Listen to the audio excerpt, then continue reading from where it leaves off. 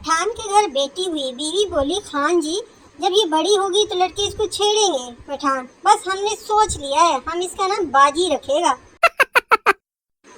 एक पाकिस्तानी साहिब किसी काम से अपने अंग्रेज दोस्त के साथ उनके घर गए।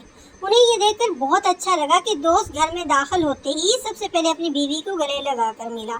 जब वो दोस्त के घर से वापस आया तो उसने अच्छा काम आजमाना चाहा।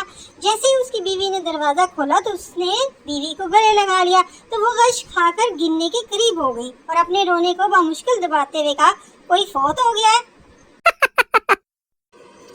एक शख्स को इतनी जोर से छींक आई कि उसकी पतलून उतर गई और मुस्कुराकर बोला, आज तो याद करने वाले ने हद ही कर दी।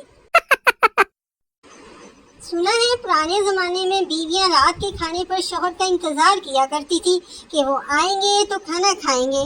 अब भी इंतजार करती हैं कि वो लाएंगे तो खाएंगे।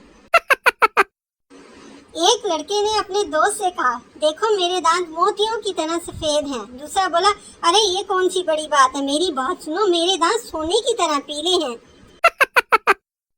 एक डरपोक लड़के पर बिजली का तार गिर गया। डरपोक लड़का तड़प तड़प कर मरने ही वाला था कि इसे याद आया बिजली तो 2 दिन से बंद है। एक पठान बस में खड़ा था कि अचानक ब्रेक लगी तो लड़की पर जा गिरा। लड़की, बदतमीज, क्या कर रहे हो? पठान, कराची यूनिवर्सिटी से बीकॉम। और आप?